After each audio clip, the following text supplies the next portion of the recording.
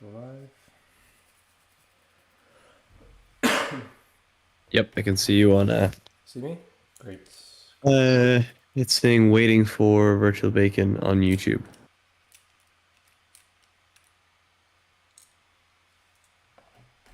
Let me know if it's when it's live so I There. start talking. Yep. That's working on YouTube now.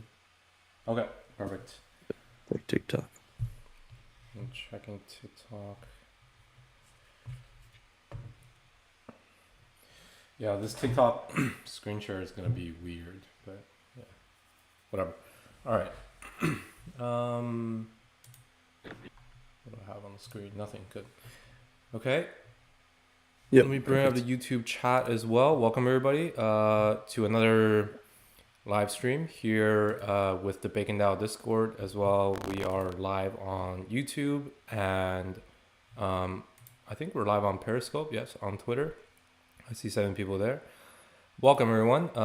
So today, as usual, we have our Sunday community call, and this will be hosted by myself, but we have our contributors and team members from the BaconDAO Discord that have done the in-depth research in specific areas of crypto for the week, and I will be we'll have kind of a casual conversation type style to go through the happenings in crypto for the week. As well, we have a market update for Bitcoin, Ethereum, altcoins, Bitcoin dominance, that kind of stuff, with our analysts to give you a breakdown of price action and the trades that we're taking.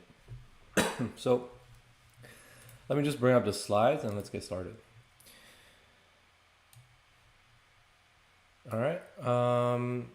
So YouTube chat and Discord chat, I have both of you on my screen. So if you have any questions on Discord, please drop them in events chat. And let me move this to the side so I see it. Yeah, if you have any questions, drop them in events chat. And on YouTube, I also have the YouTube chat open. So just send me a chat message and we'll do a Q&A at the end. So today is May 30th. First off, just a disclaimer, everything we talk about today, and as always, anything you watch on the internet about crypto or anything investing is not investment advice. This isn't because we want to protect our ass and we don't want to help you. We want to help you, right? But investment advice is not so one-sided, right? So when you work with an investment advisor or financial advisor, they need to understand your financial situation and what your goals are, and they are also trained to do so, and they have a certain professional responsibility to you. But on the internet, we literally you have no direct conversation with the person, so we don't understand, right? So if you gamble and you want to gamble and you lose all your money, technically that's your decision. That's not our decision. We simply talk about what we are doing for our own money. So treat this as a clear disclaimer that all your trades and all your financial decisions are your own, right? Now, having said that, we will share, what we think are interesting, and you can act on on your own, how you choose to act. So, moving into today's topics, we have Bitcoin and Ethereum analysis. We have, I think, some events. Actually, I can go over the events that are going on right now with Weatherboy. We have Crypto 101, we have BSC, Digest for the week, latest trends. We have Polkadot, Digest, latest trends, low cap layer 2. As well, we have a Q&A with BaconDAO and also BaconDAO updates. The project updates in the end. So let's get started. And first off, we have Bitcoin and altcoin analysis by Wunka. Let me just make sure that this is the schedule on, I think, team announcements. Or if this is not, then please correct me. Yes, that would be the same schedule Okay, as last week. awesome. Okay, so yeah, only difference is I'm not in there this week. That's yeah, all. it's cool. Yeah, I can go over the events. Okay. But let's get Wunka on first. So Wunka, I have the charts you've shared on the screen right now. Let's just go through it and we can discuss. Yeah. Hello, guys. Thanks for tuning in. As always, pretty boring and also volatile market. Not clear trend right now. But let's dive into the charts and see what they're saying. I send the charts in events content. If you guys are in Discord listening, you can take a look at there. As usual, from top to bottom, and on weekly, we can see that bulls are failing to close above at least weekly 34 EMA, but that doesn't mean that my bullish bias is flipping to bearish. Even though the short term, I will go also through the short term bearish trend that might occur. Break of the 30k will confirm the downtrend, and in the next charts, I'll show you the bearish trend. But beforehand, I want you to understand something. In every cycle we have in bull or bear, you will have 5 waves move up or 5 waves move down. For now, if we enter the potential bear market, so-called bear market, it's not going to be the one that you think with minus 90% or something like that. Well, we have already minus 70 and 80, but what I mean is that the prolonged bear market, when the news is only bad and etc. This is wave 4, and I've told you guys that this might be the potential bear market, and I should not have used that word because this is not a bear market. This is just a correction of the pump, and this is the wave 4. And on the chart, you can see that you have to take a look at the green count. And I have 2 Fibonacci confluence and 210,000, and I think the 5th wave will extend to that. As VB said, this is not financial advice or whatever. This is just what I see on the charts. And if we do enter the downtrend, this is what's going to be the wave 4.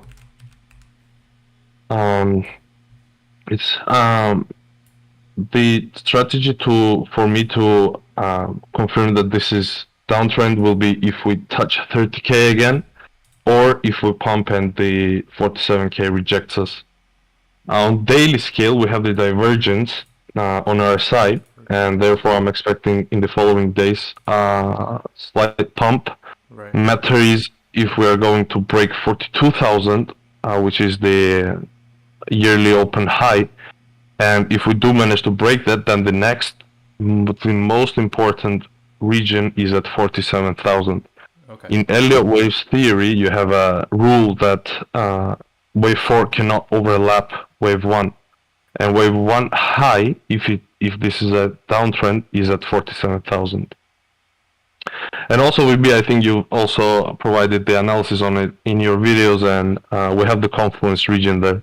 We also spoke about it in the last weekly community call. So yeah, like 45 to 50, basically 47 is the average. I think it's a good level. Yeah. Yeah. Moving on the weekly chart again, the overall outlook, guys, it's still bullish. If you're worried about the potential downtrend, this is how it's going to be. This is how it's gonna look like. It's not going to be a bear market till 3,000 or something like that. The lowest that we can go right now is at 14,000, and that is because that's where wave 1 peak is at, and we know that wave 4 cannot overlap with wave 1. Sometimes when you feel like you're stressed about the market, about an exponential move, just zoom out and see the clear trend that is on. And it's clear, guys, we are having higher lows. So nothing to worry about. The long-term outlook is looking bullish. If we zoom in on the one-day chart, on the daily chart, you can see that we've been rejected at 39% of the Fibonacci retracement, and usually wave 4 target is that region, 39%, and that is the bearish scenario. And moreover, guys, if the daily 200 EMA was the trigger for the bears to open the short season or bear market, then they would have already taken action about it, if you know what I mean. We've been trading below daily 200 EMA for a couple of days already. I think it's already 2 weeks. So I think if they wanted to do something here, they would have already done. And moreover, bulls won't give up the daily 200 EMA that easily. If we move on deeper time frames, 4 hour, I have two scenarios. If this is the triangle, which will be rejected around 38,000, because usually you have in triangles golden pocket as the resistances, then that's going to take us to 30k and confirm the downtrend. But make sure you understand what I mean with downtrend. If you call it bear market, this is not going to be a bear market that we saw from 2017 till 2018. This is going to be temporary correction, because this is wave 4 and we cannot finish cycle here. That we just cannot finish the cycle here. We have to have 5 wave advance. The other case is that we are in impulse, and next target would be around 55,000, but I'm sure that bulls will have a lot of trouble getting there. Bears are loaded at 42, 45, 47 at 50,000. There's a lot of bullets waiting for the bulls there.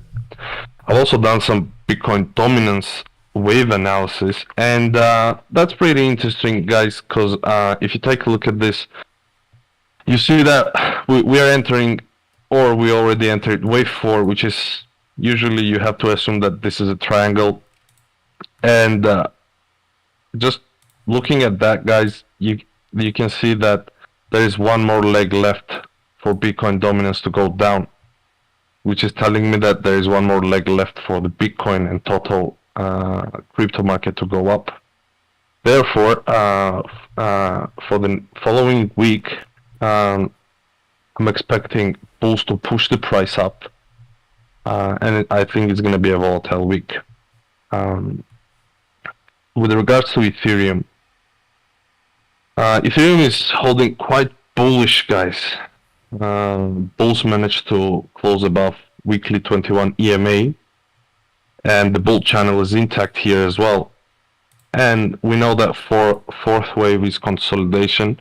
You have to assume that that's a triangle. That's the general bias accepted in Elliottian traders. And in small time frames, I'll show you what type of correction we're experiencing, and I'll tell you how I'm going to play it. And if you're stressed again, guys, you have to sometimes zoom out and take a look at Ethereum. This is weekly chart, guys, and this is my wave count. As crazy as it sounds, I have my bigger wave 3, which is in pink, big circle. The top at least is at 500,000. I know it sounds crazy, but once again, guys, we are pretty early in this crypto space. We are still here to make money, not for the technology. Let's be honest. So yeah. Yeah, I think Ethereum. I remember pretty vividly, like Ethereum being 1K, 1.5K ish at the last top, and now on this dip we dipped below 2,000. That's why I've been saying like, just Ethereum at 2,000, people are always thinking, oh, it's too expensive. Like, first off, there's no such thing as too expensive for a thing. If you're a trader, right, you're not a fundamental investor. But even fundamental wise, like I think Ethereum is quite undervalued, right? Yeah, definitely. Yeah. There's going to be a strong bounce for Ethereum, for sure. Bulls will take it. Let's go on 12-hour chart. And let's see what's up with Ethereum. We can see that Ethereum is in zigzag correction. And how do you identify zigzag correction? I'm sure you already guys know about the ABC correction that I usually mention. And if you see that wave A comes down with 5 waves, then 95%, that's a zigzag correction. The rest of the 5% is the failure waves, double combinations, and whatnot. But at this point, you can see that Ethereum has 5 waves down coming in wave A, And wave B, usually wave B in zigzag reaches from 39% to 79% of the Fibonacci range, but I would not be counting on to getting exactly at 79. Therefore, my play is to start shorting Ethereum from 3K, and I'm actually a little worried about it because if this is a zigzag and it is, then it's gonna make a lower low around 1,500 or even lower. But doesn't change my long-term outlook, guys. Ethereum is very bullish, and I remain my bullish bias here because this is and once again, because this is wave 4, and the cycle of the bull run cannot finish at wave 4. We should have the last leg up.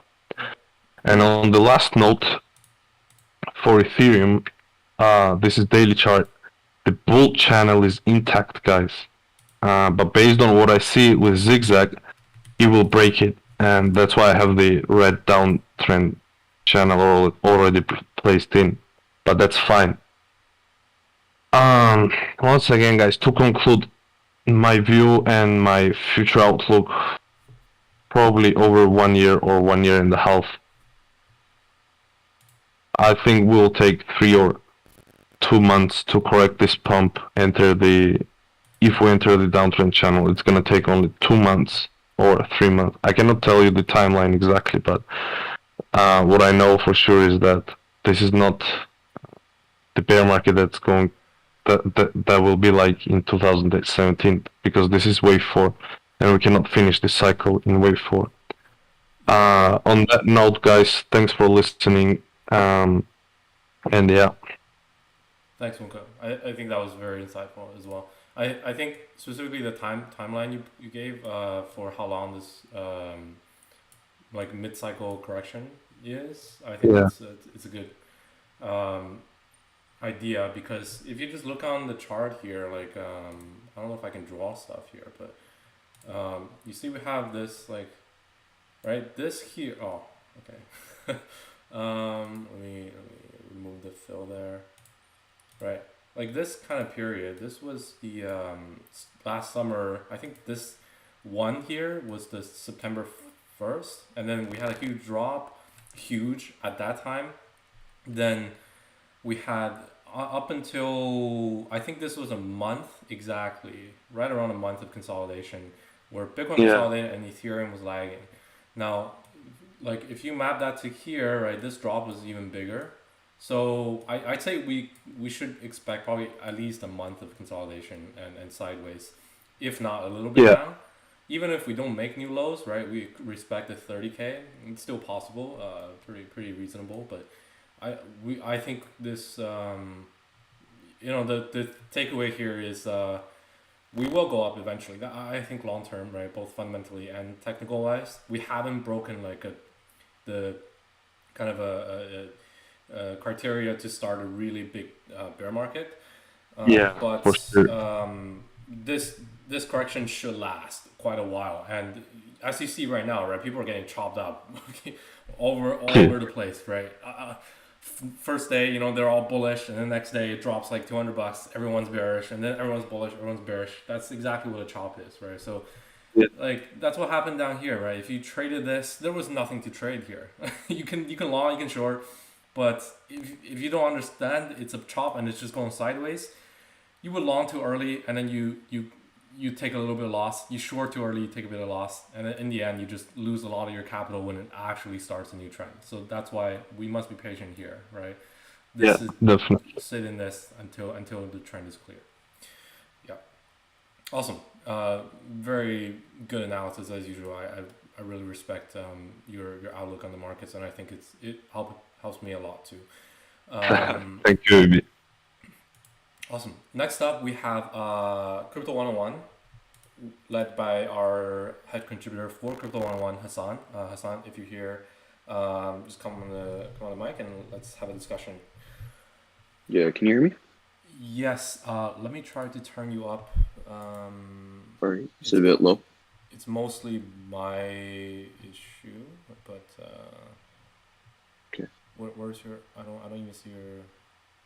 Here you are. Okay. Yeah, just go ahead. Is it better now? Is it better? Yeah, it's It's kind of because I'm streaming, so it's fine. Go Oh, ahead. okay then. Anyway, yeah, hey everyone. This previous week at Crypto 101, we talked about the crypto money cycle and Bitcoin dominance, and as well as this current market and how we're flowing and how the money's flowing here. So we discussed the crypto money cycle and how it worked. If you guys can just go ahead and you guys can take a look right here. How the money in crypto flows from low risk cryptocurrencies like stable coins and fiat and Bitcoin to more higher risk cryptocurrencies. Money slowly flows into large caps and mid caps and low caps, and then they go ahead and then they flow back to the low risk assets. We also talked about Bitcoin dominance and how Bitcoin dominance typically affects the altcoins. We chatted about how it's typically inversely correlated with the price of altcoins, but in some specific cases, it isn't inversely correlated. We also took a look at the current market and how money was flowing in our current market, right? So if we just went ahead and used the altcoin index right over here, we could easily see that the trend line was, we had a nice bullish trend line. We were above the bullish trend line for, I think like 6 months or something. And then right now we just went ahead. We broke the trend line for the alts, and we had a bearish retest on the trend line. And now we're below that trend line. So it looks like money is slowly flowing back into stable coins and fiats and Bitcoin, more low risk cryptocurrencies, and then that's what the market's looking at. Even I saw you post this on Twitter, Dennis. Would you long this, right? It was pretty interesting, right? And you had the scale inverted, right? So that's an obvious like general like bullish flag. It's like pretty easy to long. Yeah, it's like a breakout retest, and then people were still bullish on DeFi here. Just kind of give a example. So this is the inverted scale for DeFi index, and basically this big candle here was the crash, and then it started to bounce. But if you really look into it, right, and flip the scale so you don't have a bullish bias, this looks very pumpy, right? This is the breakout retest zone, and that's why I was saying you should long this. I was long this.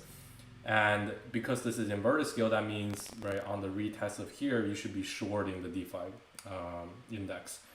And I posted an update yesterday that this actually started bouncing, right? DeFi went lower and didn't make a new high. So just kind of you need to check on your bias. To be honest, it was pretty obvious, right? Like it was great. Like you pointed it out and everything, but it was an obvious move. If you just had a bullish bias, then you were just going to lose money. You can't just be only up all the time. Obviously, DeFi is great. It will go up long term, right? It's still undervalued, but there are short term corrections, and you can't just buy into the narrative that things only go up, right? So if you're a trader. Yeah, exactly. But yeah, that pretty much summarizes what we went through last week. Just a bunch of charts and how we saw where the money was flowing back out of these higher risk assets and back into these lower risks. And this week I plan to just talk about risk management and how to properly manage risk when trading and investing. So if you guys want to check out, the previous call, you guys can just go ahead and check out on BaconDAO socials, YouTube, Twitter's probably on there, and a bunch of others. And there's some great educational content. Anyhow, you guys can come ahead and join me this Thursday, 7 p.m. Eastern, 11 p.m. UTC for Crypto 101. And yep, that's going to wrap it up for me. Okay, awesome. Thanks for that update on Crypto 101, Hassan. Next up, we have the BSC updates with digest about this week's happenings, the latest trends, led by our head contributor, Viper. Viper, if you can come on mic, let's have a discussion. How's it going, everybody? I guess we'll state the obvious. We've seen a lot of flash loan attacks last week and this week. Actually, they're so frequent now that I actually had to go in last night and add another one to the list before this podcast. Very unfortunate, but it's basically a feature that's found in the Uniswap code, And because SushiSwap is a fork of Uniswap, and PancakeSwap is a fork of SushiSwap, which is a fork of Uniswap, and BSC is a cesspool of forks, it's a feature for most projects. Jeez. Yeah, it's becoming a little concerning. So if you don't know what a flash loan is, quite simply, it enables you to borrow instantly and easily with no collateral, as long as you know return the funds within the same transaction. So essentially, it's used a lot also with arbitrage. But if you see, I don't know, PancakeSwap has, I don't know, like random coin, I don't know, Dogecoin, at 20 cents, but then this other protocol has it at 18. What allows you to basically take a huge loan. I mean, I'm talking millions. You can take like a $20 million loan with no risk at all to you, as long as it's within the same transaction. And of course, if it doesn't work out, the transaction doesn't go through. And so it's very, very interesting. But of course, there have been a lot of attacks. Bog tools, for example, they were attacked, and most of these projects that are attacked, and of course the ethics is questioned. But most of these projects that are attacked have a compensation plan, some good, some bad. Bog tools, for example, said, don't buy their token; they're making a new one, and a lot of these projects actually, and I don't want to say it's true just because you need evidence and stuff, but a lot of conspiracies that most of these were inside jobs. But yeah, Bog Tool said they're going to make a new coin with an airdrop. AutoShark, they were exploited. Burger Swap actually recently, they're even listed on Binance. Now, of course, I guess you could have arbitraged that because it seemed like Binance's price wasn't affected because of different liquidities. But Jewel Swap recently, and then yesterday, Belt Finance. Oh yeah. These are really big protocols, and then these are millions of dollars being drained out. So it's very unfortunate. But I do want to mention it again, and I mention it every single podcast. This is why I stress it all the time. Don't put all your money in one basket.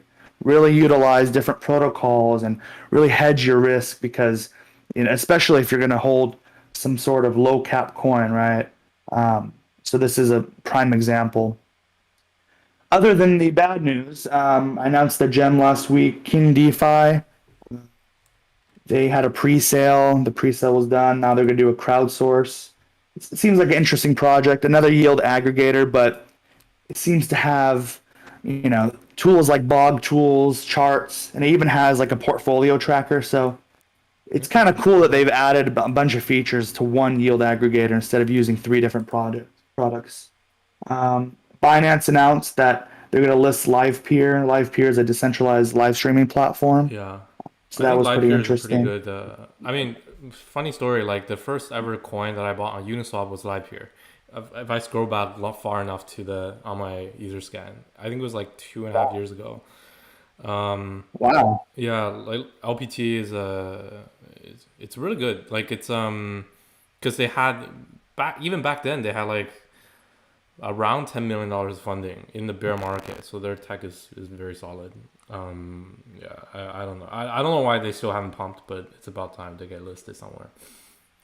To be honest with you, I've never even heard of them till now because I mean, it's just the most I don't know. hype. I think it's one of those projects that's very tech Low strong, key. but just doesn't market, and that's why it doesn't pump. Like, Yeah. yeah. Like all these like Is innovation like Burger and like BSC stuff that are on there that just started this year, but this thing has been around for I think almost 3 years now. It still hasn't been on there. I don't know. Yeah, the most hype for something like this was the AIOZ. Yeah, Just I was is there's I don't know if I should say this, but like I'm in the influence group for IOs, and their tech is definitely solid, right? They have a lot of nodes running for their streaming thing. They want to be like the next theta, but they had a big pump, and that was largely because they had a lot of shows. So well, Mr. Beast, they kept name dropping Mr. Beast, but he has yet to say anything about it. yeah, And that was another reason why I bought a long time ago. But then I sold, bought the rumor, sold the news, and so yeah. yeah. I don't know. I think on Besides listing that, it was like on the IDO is like 100x from the private sale, which was Oh yeah. yeah. I wasn't in the private for this, but like I know a lot of people made money. So Oh yeah, it's a cool project. You know, I'm hopeful. You know, I feel like if Mr. Beast just said something, it would pump, but I don't think he wants to be part of a a he pump has in that. enough. Yeah. Yeah. Besides that, Alpaca Finance partnered with WaltSwap. I know a lot of you guys hold WEX. If you don't know, Alpaca Finance is basically a leverage yield farming protocol. So you can even do, and I know Dennis, we were talking about it earlier. You can even do leveraged stable coin farming. So Alpaca is kind of the go-to if you want to do that on BSC. Nice. Bolt Dollar, they finally finally released their vaults. They've been talking about this for months. And of course, I mentioned it many times. Bolt Dollar Finance, regardless of what anyone else says, it's a buy the rumor, sell the news. You see it every single time. Anytime they announce our vault is going to go live in 30 minutes, you'll see the price go from like 50, 60 to 100, 120. As soon as that vault is released, it dumps hard because there's a lot of whales. And we saw that again last week because I also think it contributes more to the fact that it was just one little farm and it was for cake and the APR wasn't that high. But the main thing about Bolt Dollar, although I'm very bearish when it comes to algos, and if I were to invest back into an algo, it would be this one. There's just they're designed to fail, and the reason why this is the one that always has the hype is because there's a lot of whales, a lot of influencers, and a lot of money tied into bonds. And these bonds cannot be cashed until BTD hits the peg. And so it's a messy situation. I don't want to touch it, especially just like Dennis always says, we're in a reverse alt season, low caps are going to be hit hard. Yep. So I try to stay away from low caps, but, of course you get bored. And so if you wanted to buy the rumor, sell the news, that's a good project to do. Venus also started a vote on refunding auto farm vaults. If you don't know what happened a few weeks ago. So basically all these yield aggregators like Beefy and Auto, they would use Venus vaults, but they would aggregate the interest that you would accrue or make, and they would use an algorithm to basically get that 5% APY that you'd normally get for lending USD, for example, and then 20%, constantly putting it back in. But what Venus did was they finally put a fee on their vaults, and Auto Farm, I think I don't want to take sides, but basically what Auto Farm was, they would harvest everyone's funds each time and put it back in instead of doing, which I guess makes sense, but it accrued a lot of fees, people lost a lot of money. And basically, start proposal. So anyone who holds XVS vote on the proposal, just like a DAO. And so curious to see where that goes. And lastly, Certic partnering with CoinMarketCap was pretty cool. What that basically means is, for those of you who go to CoinMarketCap to look at coin price, what markets it's listed on, now you can actually access Certic audits directly on CMC. So that I thought was really cool. Of course, not every protocol goes through Certic. They're very expensive. Their audits start at like 50 grand each. But of course, Certic is one of the most reputable. So that was pretty cool. And lastly, next week I'll be hosting an event.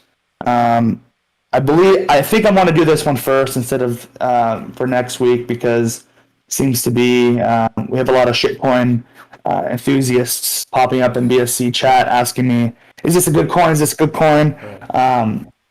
But these are just shit coins. They're not fundamentally strong. So I'm going to go over shit coins, red flags to look for, and my due diligence. Of course, as I always mention, nothing's rug proof. Even with the Certic audit, you can always rug somehow.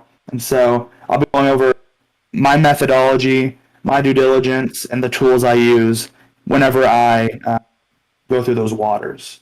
But besides that, that's it, Dennis. Awesome. thanks for the BSC update, Myper. And I think there's always every week you bring like new projects. I think it's very important that people understand that. Well, actually, no, it's actually very valuable, specifically for BSC, because it's like keeping up with new stuff and doing the due diligence on all these shitcoins and actually bothering to go through them and see which ones are shit, which ones are not. It's a lot of work, so really appreciate it.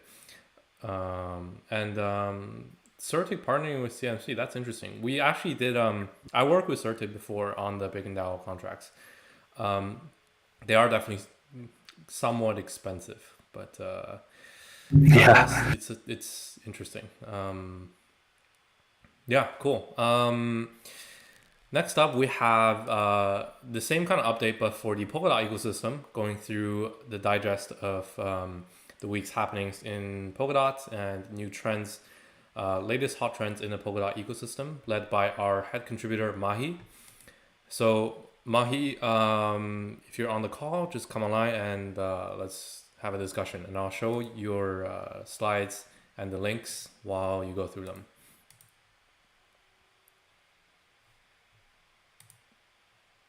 Okay, as usual, it's okay. We're used to this now. Usually Mahi's mic doesn't work for the first 10 seconds. Yeah, here you go. Okay. Okay. Hello, everyone. As usual, today I'll be discussing Polkadot developmental updates and news. Yeah. First and foremost, Polkadot turned 1 this week. It generated its Genesis block May 26th, 2020. So that was a year, 4 days ago. On that same day, May 24th, Polkadot nodes failed with an out-of-memory error. This error forced validators to downgrade their nodes and temporarily halted the network. To better explain this issue, I will now read from the postmortem. Polkadot nodes failed with an out-of-memory error on block 5202-216. This block contains an on-chain solution to the validator election, which is normally computed off-chain and only takes place on-chain if no off-chain solution is submitted. Due to a large number of nominators, the election overflowed the memory allocated in the WASM environment. While an update was being prepared to fix the issue, validators were asked to temporarily downgrade their node software to a previous version that included non-native WASM version of the runtime. The native version is not constrained by the WASM memory allocator. The network recovered after an hour and 10 minutes of downtime. Later on block 5203-204, several nodes failed with the storage root mismatch error. After an investigation, this was due to a difference in the compiler version that built the native runtime and the on-chain WASM runtime. The solution was to implement a feature that allows overriding the on-chain WASM runtime with WSAM runtime with the correct compiler version. The issue has since been resolved and precautions have been implemented to prevent this issue happening in the future. So this was a node error on the Polkadot network that so what's the current status of Polkadot? I guess the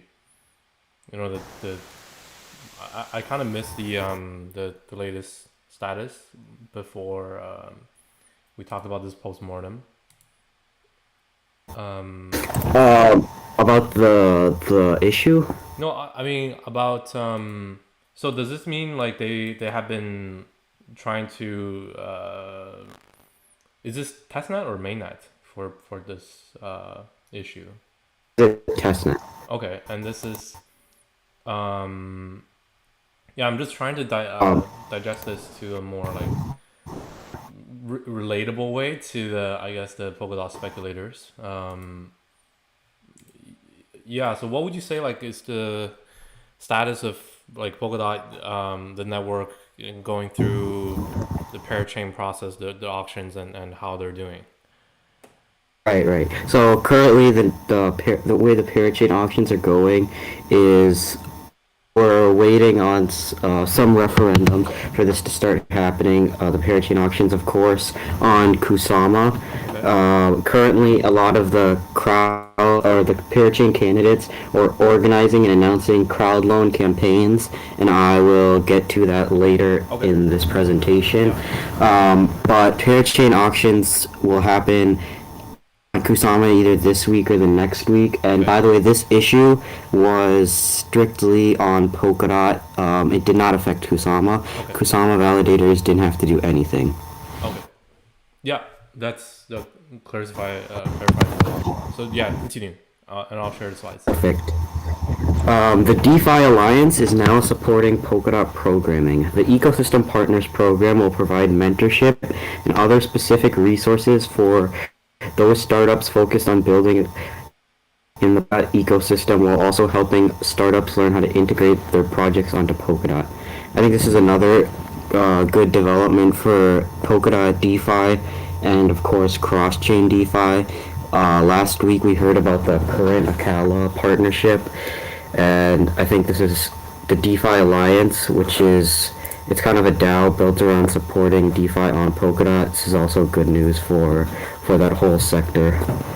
The Illusionist Group has partnered with Unique NFT Chain. Illusionist Group has announced that they concluded an investment in Unique NFT Chain for Kusama and Polkadot. By making an investment in Unique Network, they firmly believe that the Unique can help developers to be independent from network-wide transaction fees and upgrades. Unique is an NFT network. I just want to chime in on this. So this is an NFT focused chain for Kusama and Polkadot, and they are in their funding. So they did 4.3 million. That's relatively large for its new project. Yeah, they just I'm not sure if it's me or you, but I'm kind of cutting off on the mic. But I think I've heard of this from Mahalanir before, like Unique Network. Yeah, I've heard of this. And there's also RMRK, which are kind of the two main network / dApps that are on Polkadot / Kusama that are actually doing NFTs. Yeah, am I offline or is it you? I'm not sure. I don't hear your voice. I think you're good, Bacon. It's him. Okay, yeah, no worries. That's good that I actually picked this up. Yeah. I think overall, like the NFT ecosystem on Polkadot and Kusama hasn't been explored much. So one big project that who is it? Mahalanir has been sharing in the Discord, in the BaconDAO Discord, was RMRK and their Canaria like NFT drop, and that was like the first initial NFT offering that's funding the overall NFT kind of marketplace for Kusama and later Polkadot. And you can think of it like an OpenSea type of thing for Polkadot / Kusama. So this is another one that I have heard of before. So yeah, if you are fundamentally into NFTs and you think it's a good narrative, it's a good area to invest in, then the NFT ecosystem in Polkadot / Kusama is definitely underexplored right now. So could be opportunities there. So this is, I think it's really good that you include this. This is potentially a project to look out for. right. And you're back. There is an Unique NFT Chain. One of their tech leads did an interview about Unique's tech in Polkadot Decoded. That's available in yesterday's Daily Digest. That's a good video to watch to understand what Unique NFT Chain does. Awesome. Back to it. Zenlink developed a smart pool product, the Zenlink Slot Vault. Zenlink Slot Vault will allow users to choose the allocation of funds according to the income rate to participate in the crowd loan of parachain products, so as to obtain multiple token benefits from crowd loan sponsors and their supporting projects.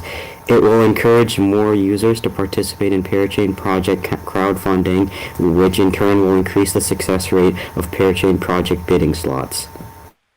This is a super intuitive solution from Zenlink.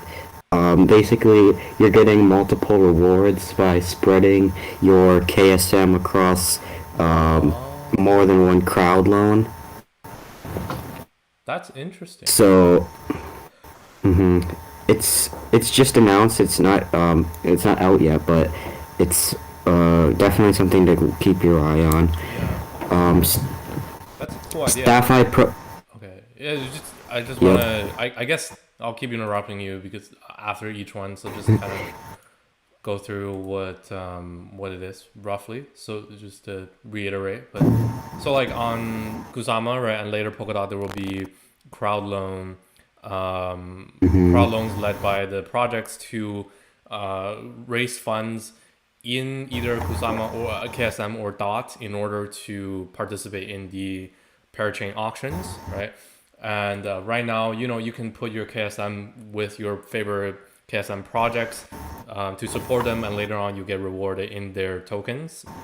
But you can't really support everyone. So this project led by Zenlink called Slot Vault is like you can put down your KSM and then and it directly contributes to a whole bunch of parachain crowd loan campaigns, and then you can receive multiple rewards in these crowd loans. So that's, I don't think this is right away, it seems like a project that's needed. It's a good idea. Just to break it down a bit. But thanks for bringing that up. I'll continue, of course. Yeah, sorry for interrupting, but just wanted to chime in. Perfect. Staffy Protocol has released their R-Bridge v2. R-Bridge v2 has simplified the contract interaction process between Staffy and Ethereum so that gas costs will be lowered down. This isn't a huge development, but Staffy is just another team working on a Ethereum Polkadot bridge, and this lowers the transaction fee for that to happen. Yeah, that's clear. And finally, a recap of all the Kusama parachain slot teams. We're quickly approaching this, so I'll run through all of the names and of the Kusama branches and their respective Polkadot branches, and their crowd loan strategies.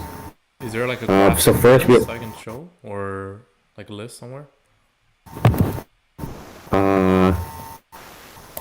We can, I have it in my notes, but up to you. I can post it in Poka Gems later. Okay, yeah. Okay. Firstly, we have Karura Network by Akala. This is their crowd loan registration is open. Sakura Network by Clover Finance. Clover just announced Clover Wallet mobile app is already in development mode, and Clover is a bridge. Darwinia Crab Network by Darwinia. Darwinia just announced their Kusama parachain auction strategy that can be found in the Daily Digest. SubDAO by SubDAO Network. SubDAO Network has just completed a new round of financing from leading funds and individuals: Hypersphere Ventures, Huobi Ventures, OKEx Ventures. Altair, which is a new one by Centrifuge. Centrifuge has just introduced its Kusama parachain Altair. This chain is built for risk takers and innovators daring to push the limits of DeFi. Shidin Network by Plasm Network. The Shidin shell chain is successfully deployed and locally ready to launch on Kusama. Basilisk by HydraDX. HydraDX introduced Basilisk, their sister network. Basilisk allows liquidity bootstrapping from HydraDX OmniPool. Subsocial is kind of like the decentralized Medium platform, from what I know about it.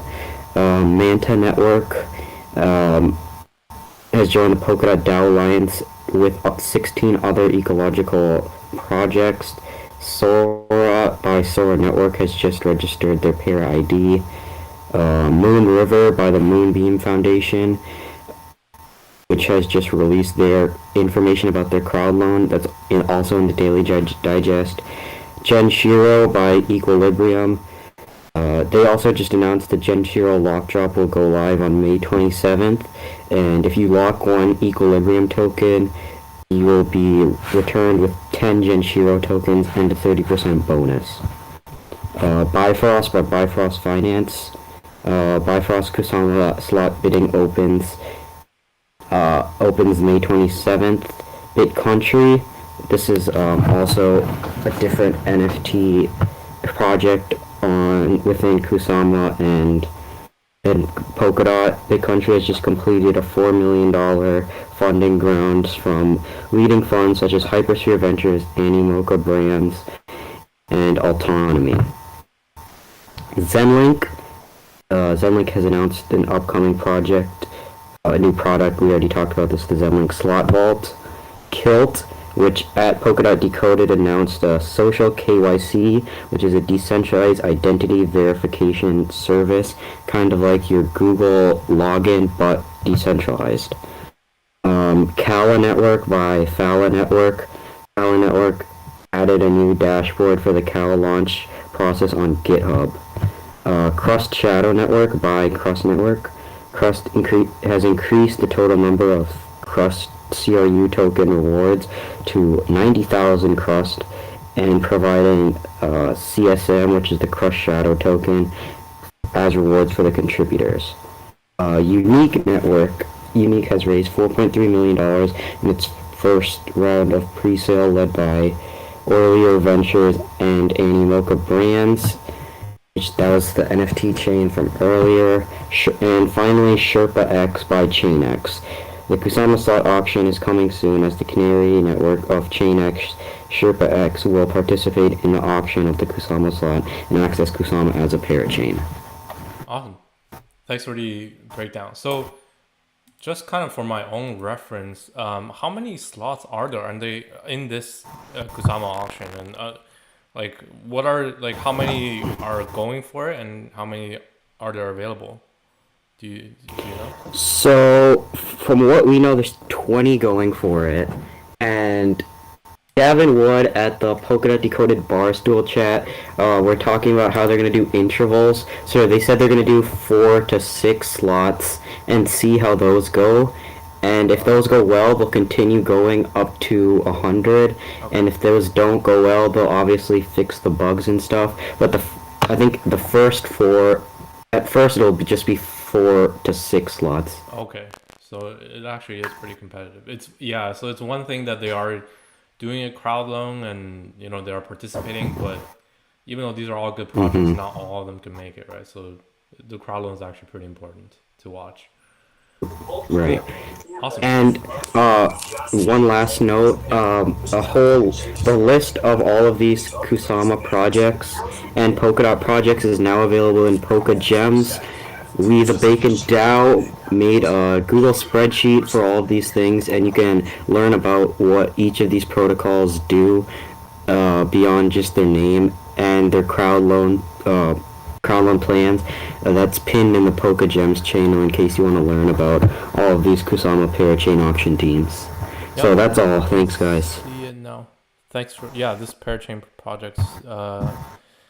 This is very useful. I need to read this as well. Let me just show it on the screen as well. Yeah, so everyone, thanks to Mahi for his in-depth analysis on Polkadot and Kusama and the whole ecosystem. So right now, the most important thing is the most speculative thing is the parachain slot auctions for Kusama, which is happening very soon and powered by these crowd loans where the projects gather funding to participate. And if you want to speculate on which projects could be a winner and look at their crowd loans and find the related their Kusama branch of their crowd loan and what it's called and how it's doing, what it's used for, if they can be a winner, right? We have a spreadsheet that's tracking all of this. I'm showing you on the screen right now for the parachain projects, and all of this is linked in our Polka Gems channel. And if you also have questions, make sure you drop them in, join the Discord BaconDAO. and drop them in the Polkadot chat, and we'll have a discussion there. And thanks again, Mahi, for the in-depth analysis. I appreciate it, really. Awesome. So next up, we have low cap and layer 2 and a bit of technical analysis on altcoin market in general by analyzing Bitcoin dominance, led by our head contributor, Luke, or American Crypto Wiz or DeFi Wiz. Crypto Wiz. Yeah, it changes. It changes practically daily at this point. Okay, so awesome. it's hard to keep up. Yeah, so looking at the weekly, nothing has changed too much from last week. We've gotten the rejection from the 0.236 fib, and we've came back down to a daily support region, which if you've been following the daily digest, it's kind of there's not a good exact region on where to draw a support line. So just that general green box should act as a support. I'm anticipating. Ultimately, I think Bitcoin dominance is going to go up, but I'm also anticipating I also kind of foresee another leg down and touching the weekly support. But for now, looking at the 4 hour, sorry to jump all over the place, but looking at the 4 hour, we see that Bitcoin dominance has created a 4 hour support trend line, which it has so far respected pretty well. Yeah. But I think it might break down below that, just given how many times it's tested it. It just doesn't seem too strong. Yeah, I think it's kind of uncertain right now. Like looking at this 4 hour chart, I think it's interesting. So we had the bottom was clear, and then we started trending. We made a first low, we made a high, and then we came back down to technically not break that low, but then now we are kind of undecided. So yeah, I think it's definitely, if I were to watch this, I would watch probably the green box there you have around 42.5 to 43.5. I think if we clearly break that on like a daily, then I would say new alt season is okay now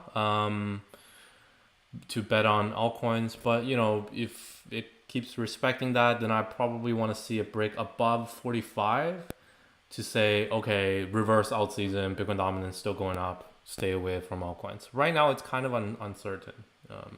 Yeah, I agree. Ultimately, I think I would enter, just like you said, a daily support or a daily close, my bad, below the green support region. Yeah, I think would warrant an alt season. But however, I would have questions about the longevity of Bitcoin's bull run. I would have questions about it gaining more liquidity and momentum from here. fair. So Yeah, that's why I think it's probably unsure right now, because if Bitcoin isn't so strong, but then we still enter alt season, then I don't know. Like that's kind of weird. Usually it's like Bitcoin pumps and then liquidity flows back in. So if we don't see a Bitcoin dominance going up first, but then we just continue going down, then I don't know if that will happen. And that also is kind of questionable for Bitcoin, right? yeah, I mean, I think it's kind of questionable for the entire market and what the market is, how the market is going to react if Bitcoin kind of not consolidates, but kind of goes into a brief little bear market for a month or two while Bitcoin dominance downtrends. Alts are going to be pretty volatile, I would assume. Yeah, because then if Bitcoin is not going up and it's not in an uptrend, then even if Bitcoin dominance goes down, is it going to be because altcoins are going up in dollar value, or is it just nothing's really happening and altcoins are holding better than Bitcoin? Then that's not really ideal to trade either. Anyways, ultimately, I think it's kind of a weird time to be in low caps and alts, and I'm still in. I'm still in all my I'm still farming. My bad. I'm still in stable coins and I'm farming stable coins. I'm currently farming on Define. A little bit on Define. They're a cross-chain DEX. They seem to be overvalued. So I'm farming and I'm taking all of their tokens and I'm selling them off and I'm buying up quick swaps tokens as they seem to be undervalued. Or that is my plan, I should say. I haven't sold any yet. So that's more for the weeks to come. Anyways. Okay. Yes, some other things I've noticed. Solana Summer is quickly dying out, I would say. A lot of the tokenomics on a lot of these Solana projects they have a low supply at first. Like there's only like 5% or I think about 5% is available to the market at first. So price has immense price discovery, but all these projects are completely overvalued, fully diluted. Okay. So I've stayed away from a lot of Solana projects because of this, and I think that's one reason why Polygon projects are doing so well, is because it's more of a natural. A lot of the tokens have better tokenomics, and it's more of a natural environment, like growth wise. Some other things or some other chains I've been watching also is Thorchain. Thorchain has a lot of here now I can. And I just dropped some links that I'm talking about right now in events content. Yeah. Thorchain has some projects coming. Has some new projects coming out. I'm particularly interested in Thor Starter. I think it's smart to get some a Launchpad token, even if they're not doing well. Yeah, Thor Starter is much like Polkastarter. It's like it's a Launchpad for Thorchain, obviously. Yeah. And they seem to be or they are backed by Thorchain and the community. So I'm definitely going to be buying into that when they become available. Thor Swap, which much like Asgard, is a cross-chain DEX. So last night or a couple days ago, I made a ERC20 swap for native rune token, and I think it was only I think I did 2 trades. The first one was $18, and the second one was $8.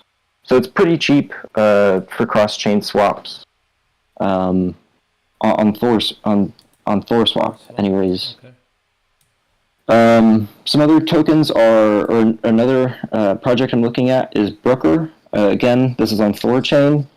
They do synthetic assets and something called Thor assets, which I'm sure is going to be a Thor version of Bitcoin or something like that. Another layer one I've been looking into is Near protocol. Yeah. It seems to be underdeveloped for now, but they've had a lot of recent projects that I've been interested in. Mintbase is one that just went live on Near, and they're also going to have Nearpad become available here soon. Also, Mintbase?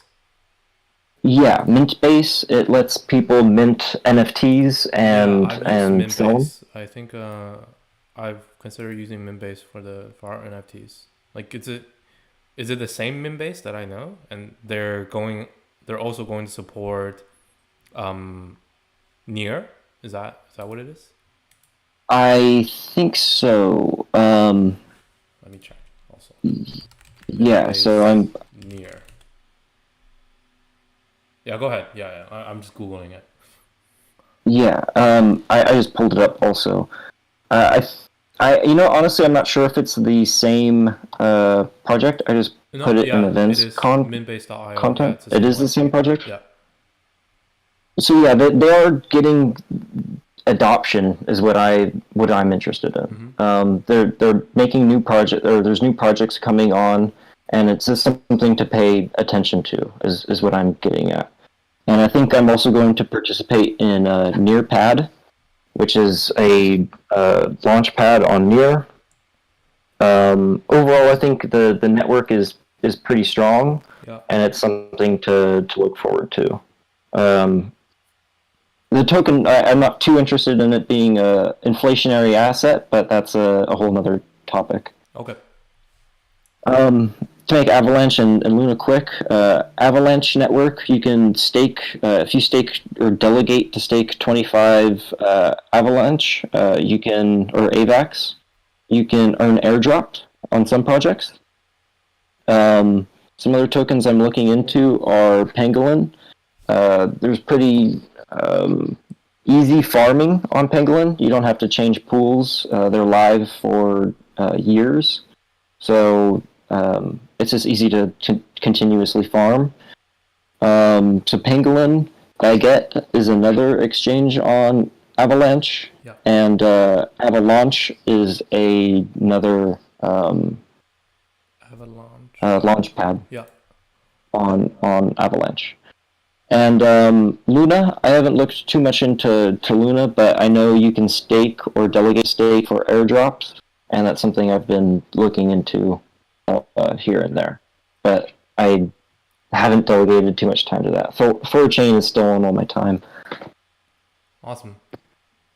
So there's so much to unpack. Actually, I know there's some sort of gem in there that I can spot that's not so big in market cap, and inflation is decent, and is like on this recent dip. It's close to pre-sale price, but it's there's so many to look through. It's kind of Yeah, I think that's the entire market right now is, and I personally I'm kind of just looking and getting a general landscape of everything that's been going on over the past month or so across all these different layer ones and layer twos. I think from honestly just your overview, your list there, I think it gave me a good ground to do more research on. Basically, I think the narrative thing is really, really, really powerful here. So I've been thinking about, doing more Solana research, because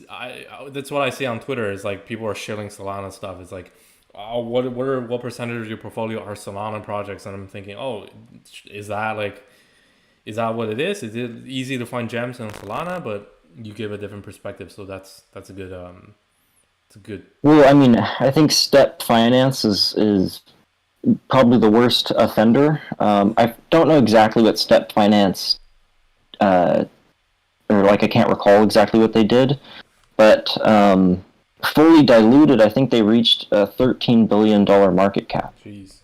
And and I think it's for a vaporware project, and just looking at it, it's pretty obvious that those people are going to get dumped on as the tokens unlock. Yeah.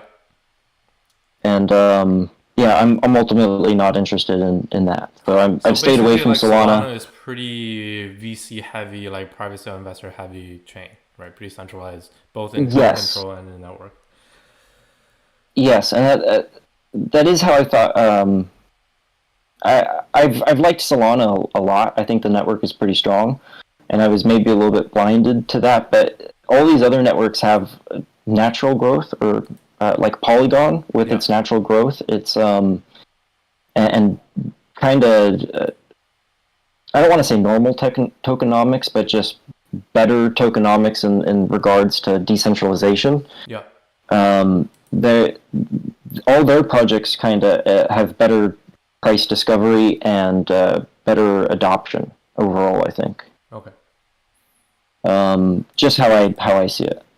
I think that makes sense. That makes sense given what Solana is. Like some of the projects that are supported, some of the VCs that back Solana, like their network, if their signaling effect is huge. Like, for example, like Soulstarter, right?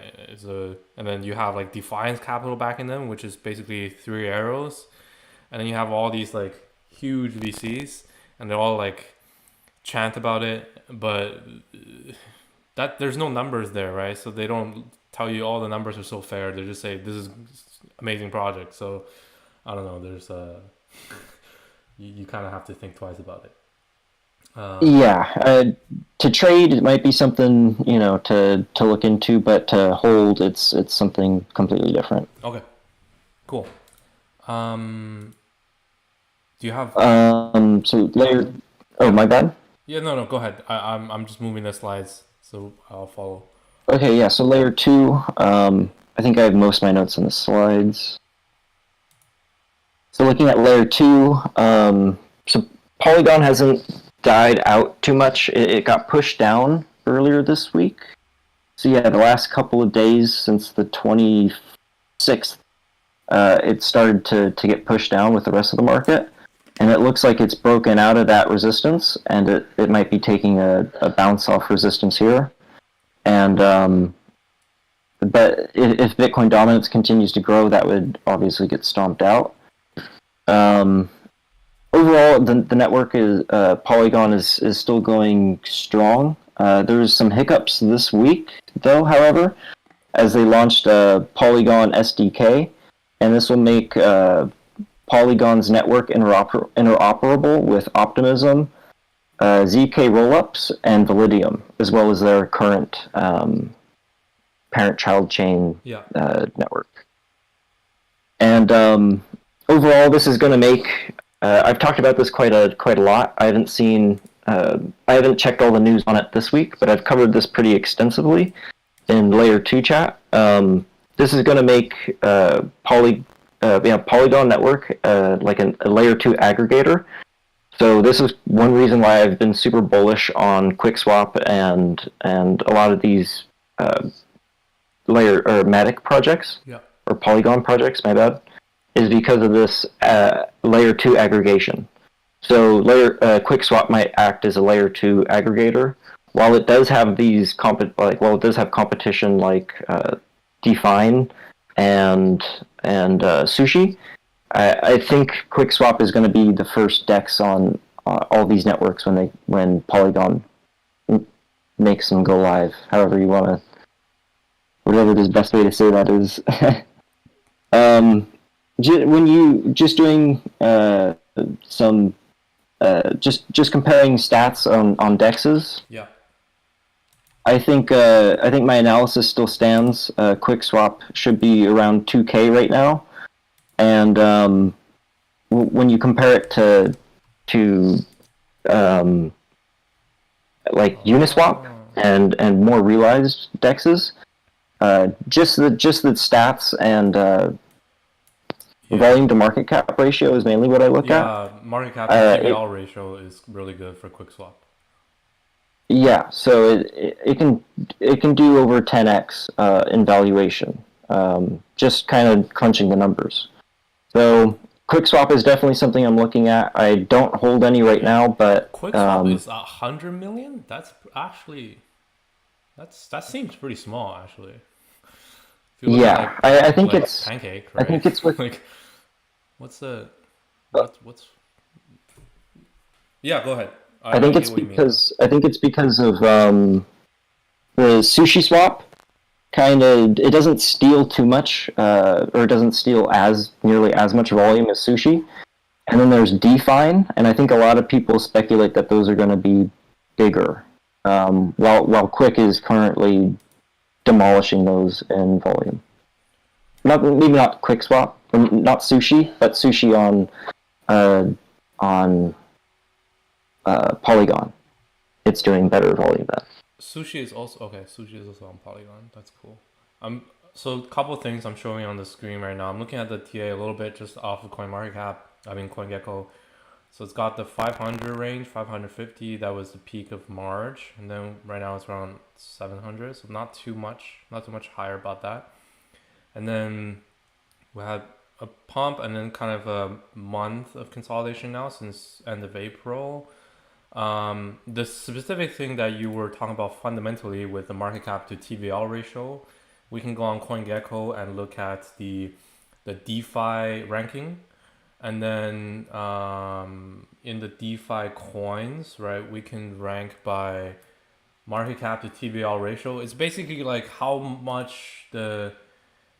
big is the market cap of a project versus how much volume they're actually doing. So the lower this is, the better, because that means they're relatively undervalued according to this metric.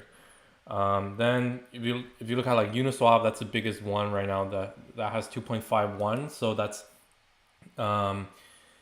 right. And then Sushi has 0.46. So that's really good. It means Sushi, technically speaking, is smaller in market cap than Uniswap, but doing, relatively speaking, a lot more volume, right, proportionally. Then Pancake is 0.4. And then we can probably find Quick. Quick is 0.14, Quick is 60. right? So that's really good. So yeah. Cool. Awesome. Very cool. Yeah, lots of opportunity in Polygon. Hold on, let me go back to my slides. My bad.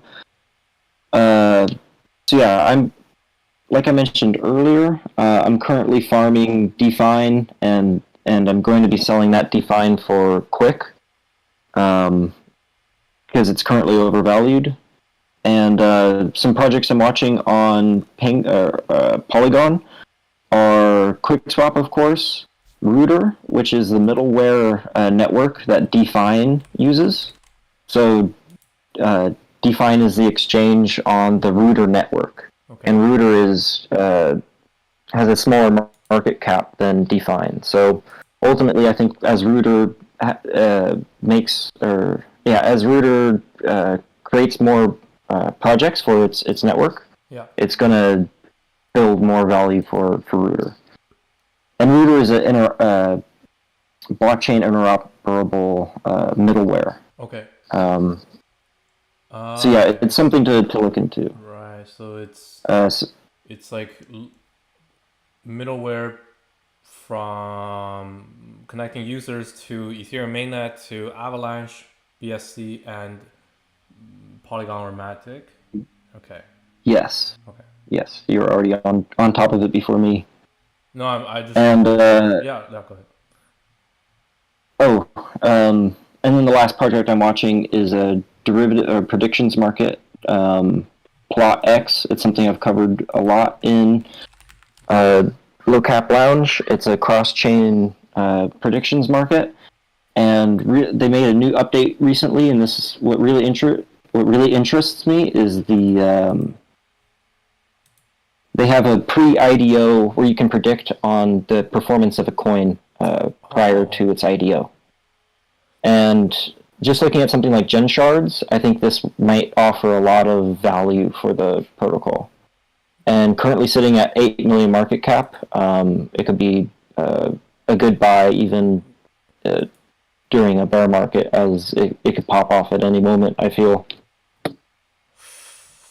That's okay. So they have a prediction market for pre-IDO prices. Yes, it's something I dropped in Low Cap the other day. That sounds interesting because that allows. Well, that's not necessarily like because this project is kind of under the radar, right? So I've seen their IDO in last summer, but so these I know they have prediction market, but they don't need to directly market to the public users. Instead, let's say we have an IDO that wants to generate more hype without diluting stuff, so they can just partner with PlotX and say, you can speculate on whatever our IDO's price, for example, Bacon price, before we even launch it, and then this way they can generate users, and that's cool. I'm trying to find it. Low Cap. I dropped a link in events content. Okay. That's it's a Medium link. Interesting idea, actually. Pre-IDO markets. Awesome. Yeah, definitely something to look into. Lots of projects to look into, and lots of opportunity. Even if your portfolio is down, there's two ways to look at it. So yeah, that's all from me. Thank you guys for your time, and thanks Bacon for having me on. Thanks, Luke. It's been really insightful. Honestly, I I like your way of analyzing, both TA and FA, and trying to position yourself in the right project at the right time. I think both are good. We do fundamental analysis, and then we try to find the right time where the market is good for low caps, and then we jump back into the stuff that we've researched before. It's a good idea. Yeah, and we're going to only be researching more and more Awesome. these coming days. So, anyways, that's all from me. Have a good day, everybody. Have a good one. Okay, so do we have someone for NFTs today, or is that I see them in the slides, but I'm not sure. It's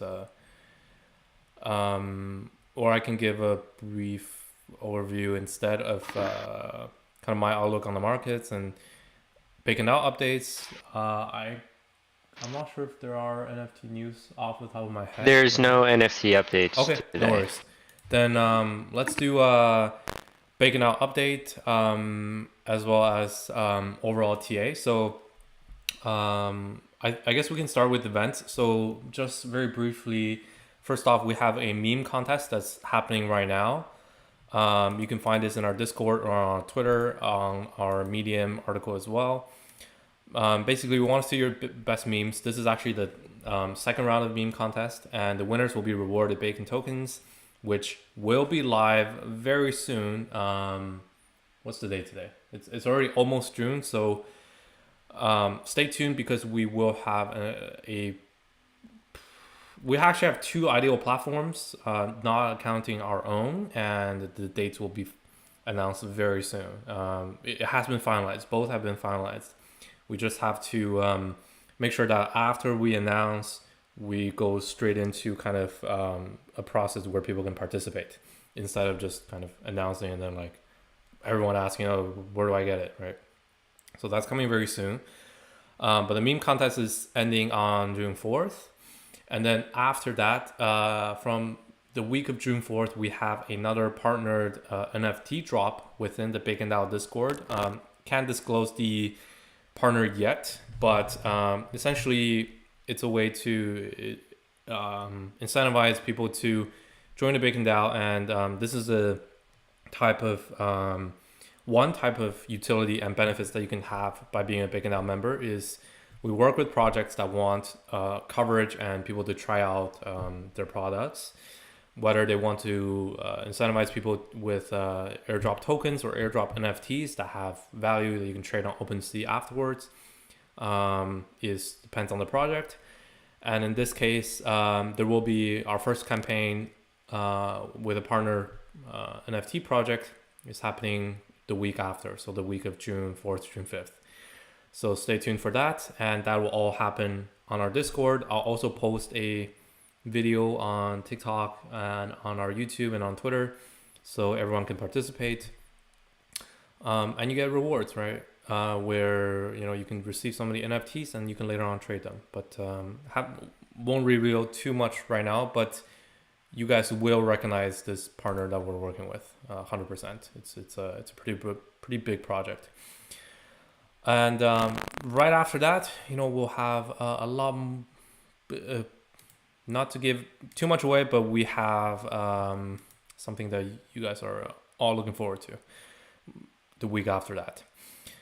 And that's the BaconDAO updates. We have also started our latest audit. So like I said, the BaconDAO Launchpad, the NFT-backed, NFT-powered Launchpad, that's the BaconDAO Launchpad, which will be used to launch the Bacon token. The smart contracts have been completed, and we are starting the second round of audits actually by PeckShield. That has started yesterday. We signed the agreement with them, so that's on track right now. Well in line for our token launch later on. And this code isn't public yet because we want to make sure that it's secure before we release it and for the public to check. But that's happening right now. And while PeckShield is auditing that, I'm doing the front end for this, for the Launchpad and the NFT tickets that will be used for the Bacon launch.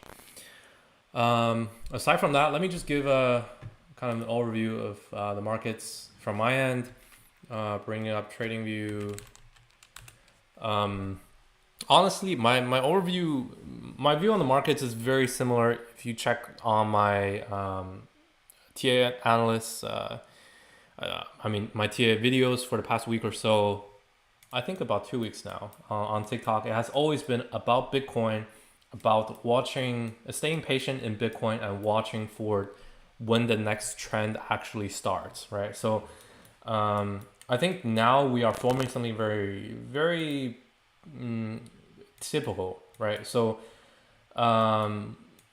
we don't need too much fancy analysis here, right? So we have the previous two levels that I mentioned, right? 45K and 50K. I think this range, breaking into this 45 to 50K range is very important. But clearly right now we are in this lower range, right? That's from, I would say 30 to 40K. And that's exactly the range that we formed from the previous consolidation from, throughout the whole month of January, right? If you're on YouTube or on Discord, you can see my screen right now. So we've been rejected by the 40K level, which is also coincidentally the 200 EMA. If I bring up the exponential moving average here, the 200 daily EMA. Let me just input 200 here, right? So 200 daily EMA is very critical for, on a daily time scale, the long-term bull / bear kind of level we need to watch.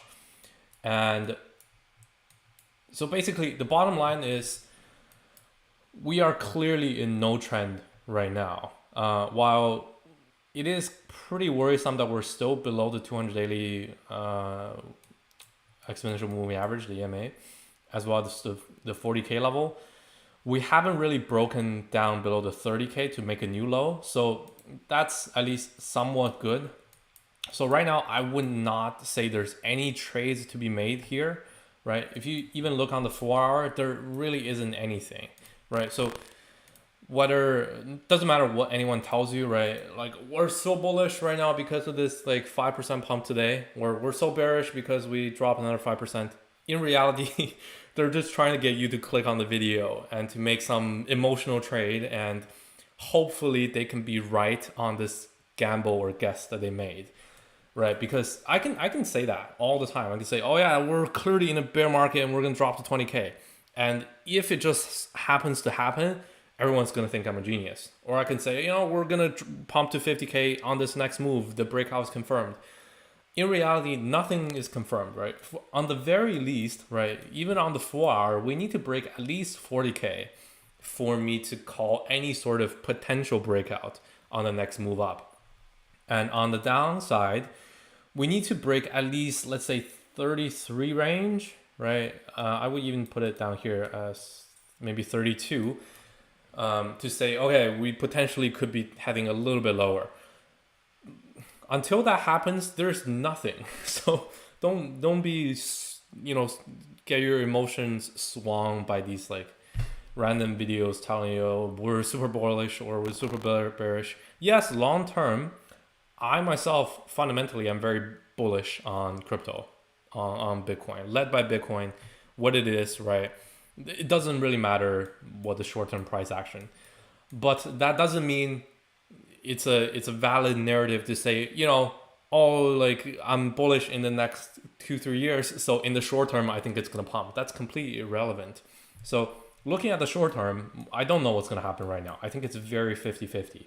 And that's why I would say the best course of action for myself right now, looking at this, currently we've had 11 days of chop now sideways. So until it breaks at least 40K and stay like a day or two above it, I'm not comfortable longing anything. And until we break below 33 and close a day or two below that, I'm not comfortable in shorting anything. So sometimes you just have to do nothing, and that's the best course of action. And this could last, even though it's been 11 days, it could last another 20 days, right? Jump back to last summer, we had a whole month of nothing. And that was when retail really lost all their money. In reality, the best action that you could have done last summer when it was consolidating sideways was just, yes, I want to buy. I believe in this long term. Yes, I still think it's undervalued, but no, now is not the good time to buy. Not because it's not cheap, right? Yes, we are on a dip, but because if you're a retail investor and you're watching these videos, following influencers, even if you believe in it long term, right? You buy into it, and then your emotions will get swung because this period is meant to chop up the retail investors, right? Every time there's a breakout, people will try to FOMO you in. Every time there's a breakdown, people will try to tell you that all of a sudden we're bearish, when in reality nothing is happening. So that's my course of advice. If you're not watching any video, you're solely just basing it on your own analysis, then I would say, you know, markets are consolidating at a pretty low level right now, so it's good. But if you are always trying to play the market according to what you watch on the internet, then now is probably not the best time to invest or to take any action. So I would say stay out if you are already out, or if you are holding, then just hold, right? Just don't do anything is the best course of action for most retail investors right now. And that not only accounts for Bitcoin, but also altcoins in general. Yeah, so that's I think the most important thing. During these periods, you just need to survive. After you survive this, after enough people have been chopped up, the next trend will be very easy to trade, right? Because let's say this lasts for a month, right? Between, let's say, 30K to 40K. After a month, most retail investors would have been like chopped up, right? And then when the next trend actually comes, right, whether it's like, you know, we break above 50 or, you know, we break above 30, it doesn't matter, right? The mere like little bit of profit margin that you would have from 40 to 50, which is only 20%, right? Or let's say 35 to 30, right? Another 15%. That's nothing. You're way better off conserving your capital in this chop period, and you can conserve way more than that 15 to 20% margin by entering too early, right? After either of these trends develop, the next trade will be so easy, right? So make sure you stay patient. Don't try to get, you know, the swung into, oh, if I don't enter right now, I'm gonna miss the next move. You're not gonna miss anything. Wait till the next move actually comes. So that's Bitcoin. And if you look at ETH, right, ETH is, I think, very similar, right? Obviously it depends on Bitcoin, but on the low side, we have around the 20K range, which was consolidation in the month of February to March. As well, we have the top here right around 3K. I can map this here, right, this high here. So that's also the, actually I don't think that's the 200. Yeah, the 200 daily EMA here is actually around 2K. So between 2K to 3K, again, a chop range, right? So if it doesn't break above 3K, I'm not comfortable. If it doesn't break below 2K, I'm also not comfortable shorting. If you are investing for the long term and you know clearly you're investing in the long term, I think the 2K range is like 1.5 to 2K, this previous consolidation box, is good for long-term accumulation. But you have to be honest with yourself. Are you accumulating for the long term, right? If you buy in this box, are you going to check on the next day and see if it pumped, right? And if it doesn't pump, you're not happy. In that case, you are not accumulating for the long term. You're trading. And if you're trading, that's not a good strategy. If you're accumulating for the long term, that it's a fair level. So just be honest with yourself, right? Yeah, I don't think it's so useful to look at ETH by itself without looking at Bitcoin. So on the next leg up, right, we need to see Bitcoin break above 50, which I think by that time ETH will touch kind of this higher zone here from 32 to 35 range. But yeah, I don't think it's very useful to look at ETH dollar chart specifically for this. If you look at ETH BTC, then it's a bit more interesting. So again, like I mentioned last week, we had this head and shoulder here on the ETH BTC chart, right? And then we had a breakdown, right? Now we retested this neckline and we are potentially getting rejected. So this means I don't think, well, the chart shows that ETH in the short term is not getting really, is kind of underperforming Bitcoin.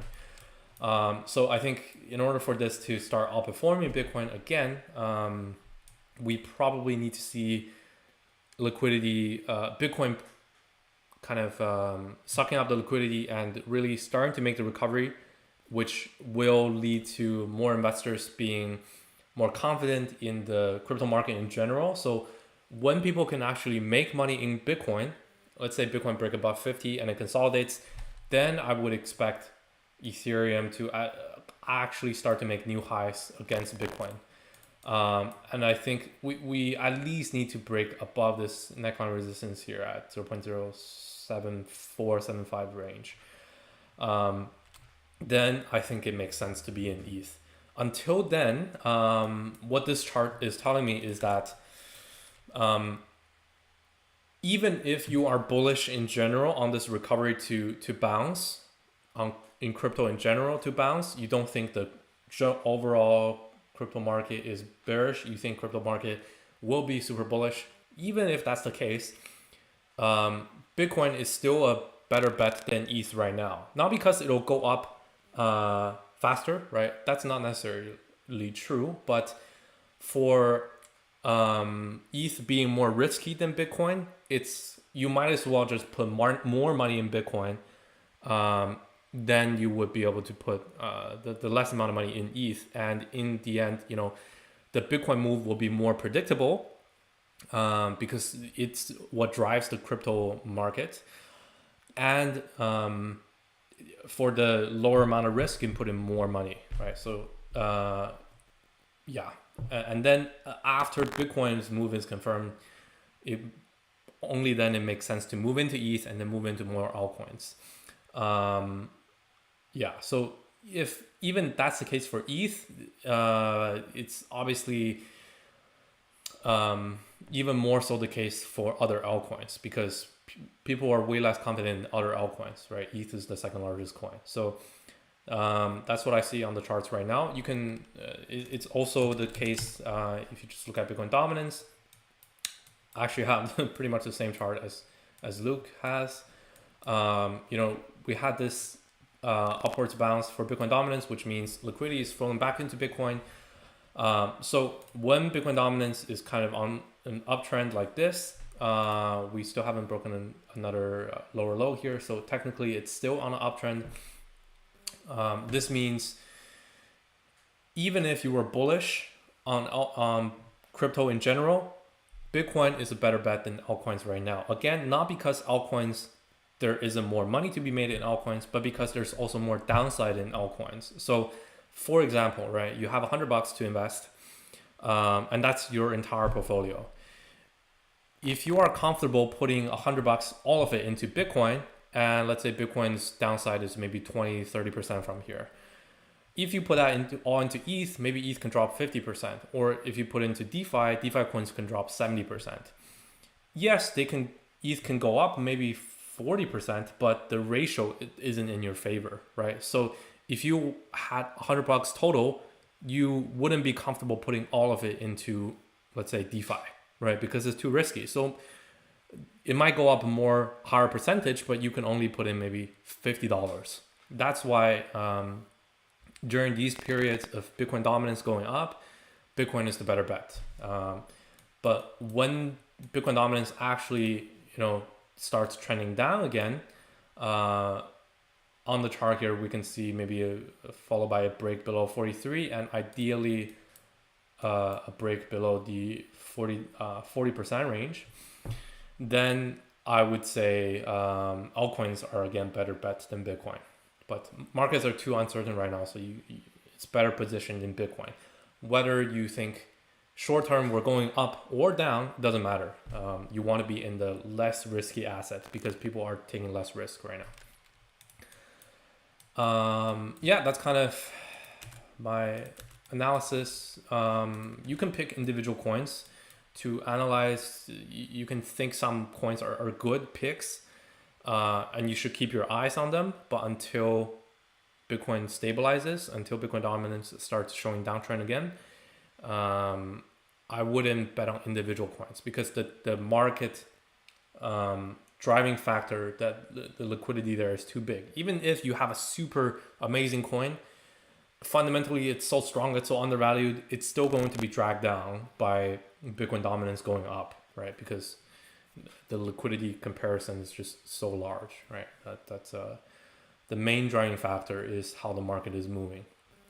So yeah, that's kind of my analysis for the markets right now. That's kind of my position right now as well. I'm mostly in Bitcoin and fiat. I'm waiting for Bitcoin to either break below 30 or break above 50. In the short term, probably break below 33K and above 40K, then I'd be okay to make like a slight short-term move. But until that happens, I'm not doing anything. I am still doing research. Again, like these the Hack Contributor and team member presentations, there are a lot of good gems and good narratives to look into with regards to Polygon, to Near, to BSC, DeFi. There's a lot happening still. NFTs are kind of down still, but those are just research right now. I'll put them on my short list, and once it is time to jump back into altcoins, I know what to put my money back into. And that's it. That's about all my analysis for today. If any contributors have any last closing thoughts, actually, we should do a bit of Q&A. I totally forgot. Let's do about 10 minutes of Q&A. I will definitely stay on the line. If any contributors need to go, of course, you know, I always ramble on, so feel free to just jump off, but I'll definitely answer questions from the YouTube chat and also from Discord chat. And I have both chats on my screen right now. I will answer the questions, and if you have any questions regarding the markets, can you make a tutorial on DAO Maker? Ryan Lee asked on YouTube. I don't think it's too difficult. You go on the website, you sign up, you complete your KYC, and then you need to hold a bit of the DAO tokens in order to participate in the whitelist. And if you are in the whitelist, I'm pretty sure they'll send you an email, and you can also check the whitelist if you've been chosen for the whitelist on DAO Maker's website, and then you would send, I think, USDC in. You can participate in the sales.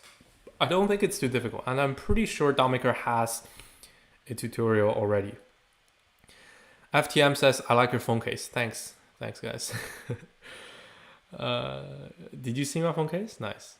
It's a Patrick Star. THS man asks, with the choppy markets, how much of your portfolio are you comfortable risking trading? Very, very little. Usually I'm all crypto, but right now I'm about 50% fiat, 50% crypto. And most of that crypto part is in BTC. So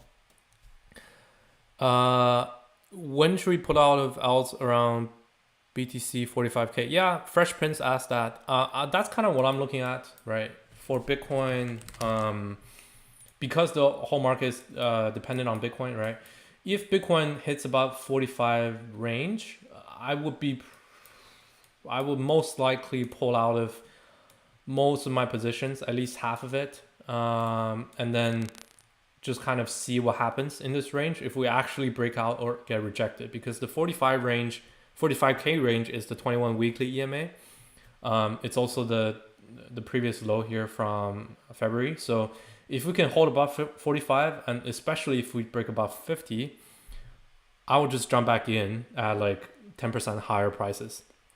Yeah, so when you say when, it doesn't really matter, right? When Bitcoin is within this range, altcoins would be up, but I don't know which altcoins will be up how much. But that doesn't really matter because Bitcoin drives all of them. So it doesn't matter if they're overvalued, undervalued by then. If Bitcoin gets rejected and moves into a downtrend, all of those will dump. If Bitcoin continues an uptrend, all of those will pump. So the only thing to watch is Bitcoin. So when Bitcoin reaches the 45 to 50K range, I will reduce a lot more of my position and watch what happens next.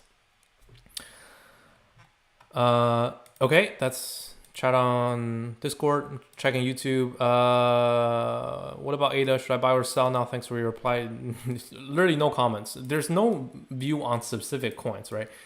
Even ETH is highly dependent on Bitcoin right now. So it doesn't matter fundamentally if ADA is strong, weak, Polkadot strong, weak. It doesn't matter. Right? They are undervalued in the long term. ADA still has lots of potential, but that the timing, specifically when you ask, should I buy or sell? You shouldn't be looking at ADA's price. You should be looking at Bitcoin, right? If Bitcoin doesn't start a new uptrend, if Bitcoin is just volatile and unstable, ADA fundamentals, ADA technical analysis is not going to matter, right? So that's why I don't even want to bring up the ADA chart because it'll confuse everybody. You just watch Bitcoin right now. Total market cap in coming 5 years, it'll be up, but I don't know. 5 years is too long to really put on the TA. Yeah. Is the BTC market making higher lows right now? You can't really say yet. That's why I say 30K is so crucial. So if we are to make a higher low, right, we need to hold above this higher low here, this previous low here around 30K from January. If we break below January, we're not making a higher low. That would be very bearish. But right now, you know, if we just kind of hold this and at least show on the daily, we are, you know, able to hold above 30 and maybe close at 33, that's a good sign. But right now, nothing yet. Any thoughts on B20 moving forward? Yes, B20 still undervalued, right? But NFTs in general are dead right now. NFTs are not a good narrative right now, and that's why it's not performing. Will you be accumulating if ETH goes in bearish range? For long term, yes, but for the short term, no. So let's say we break into a bear market, right? Led by when I say bear market, what would that look like, right? That would look like, in my opinion, let me just clear the chart here. If we are to break in a bear market, that would be like a series of rejections, right? We break below 33, and then we get rejected by 33. We break below 30, we get rejected by 30. By the time we get rejected by 30, I would say that's a bear market. Then when do I actually accumulate? Well, you don't start accumulating right away because that's very foolish, right? Because in a bear market, it will continue going down until it shows otherwise. So then what happens is there is no specific level we will just kind of place our bets in. Instead, we will want to watch for potential reversals. So that would look like something like a double bottom like this, or a higher low, right, like this. Just very similar to what you see up here, right? So like a reversal, right? You start to make a series of not so much higher highs, and then you make a lower high.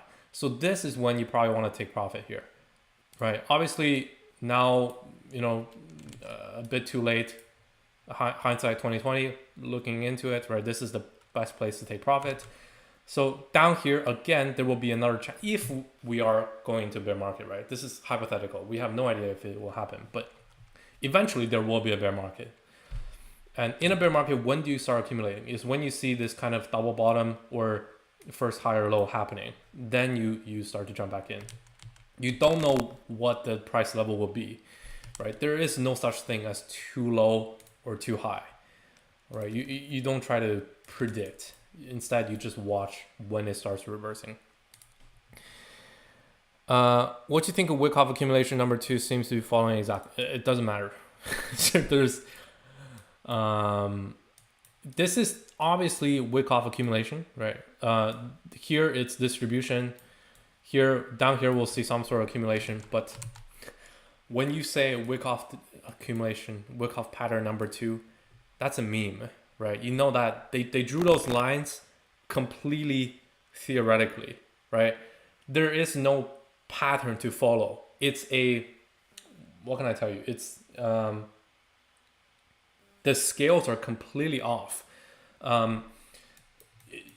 The distribution could happen like, you know, we have a distribution here and then we have accumulation here, or we can have accumulation down here, right? It literally doesn't matter. It's only the only pattern for Wyckoff accumulation distribution that's reliable is we will see some like jiggly lines atop for distribution, and then we have the lower ones for accumulation. Whether that's you know, super high up at 200k distribution and then like at $500 accumulation, or 200k distribution, 150k accumulation, that's completely up for interpretation, right? That's why when you look at like a Wyckoff distribution, right, like if you actually look at this pattern and you look at the images, when you look at this theory, right, there is no price level here. You see, all it says is support lines, resistance lines. So it doesn't even give you if support line is at $5, resistance line is at 1 million, right? So there's no price range there. So you have to look at specifically the Bitcoin levels and where the support and resistance are. So the support here, yes, support range is from 30k to 40k, resistance range from 45 to upwards of 60k. And that's why we have these levels. But to say, oh, Wyckoff predicted this, that's stupid, right? Support and resistance is what's driving it here. That's why, yeah, I don't know what to say. Like, it's way better off to say, here are the support and resistance, here are the support and resistance. That's actually practical. Yeah. Virtual Bacon doesn't do hopium. Yeah, I mean, hopium doesn't make you money, right? Obviously, I'm bullish on crypto, like so bullish on crypto long term, right? I'm all in this for years already, but I'm here to make money, not to give hopium. So, does BTC follow 4-year cycle, expecting big fall within 2021 and then reversal going to 80, 90k in next cycle? Your view? So what is, I think this is interesting to give. So there's a couple, I'll try to find a, I'll try to Google it, see if there's a couple scenarios that could happen right now. I think Crypto Cobain gave a really good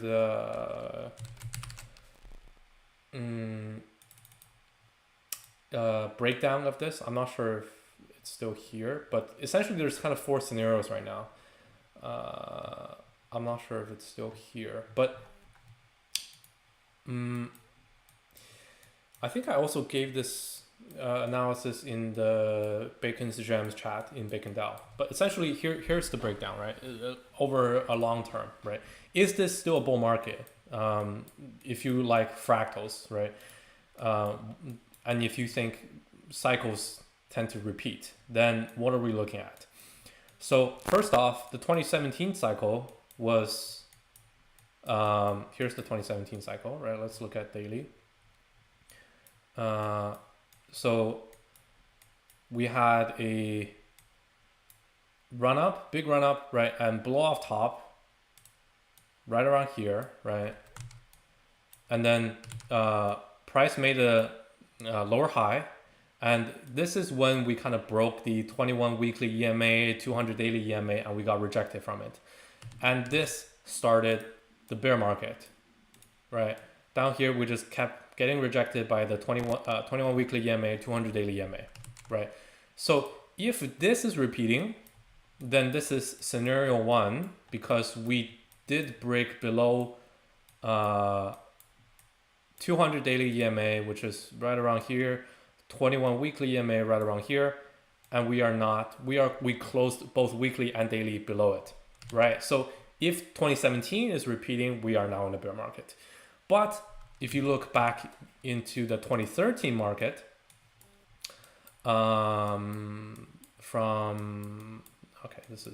we need to look at log chart. Where is it? Right here. So this is 2013 to 2014, right? So in 2013, let's look at EMA again.